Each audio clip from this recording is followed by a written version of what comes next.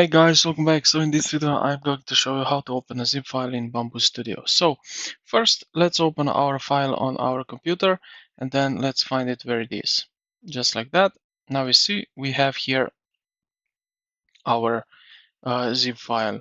Right click on it and then let's extract all and extract file. Just like that. Open extracted file and you will see here this uh, model.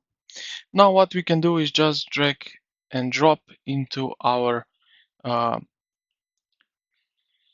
Bambu Studio, or we can close this file and go here to the top left, click File and then Import, just like that, and like so. We have it now here, this file also, and open it. It's the same thing.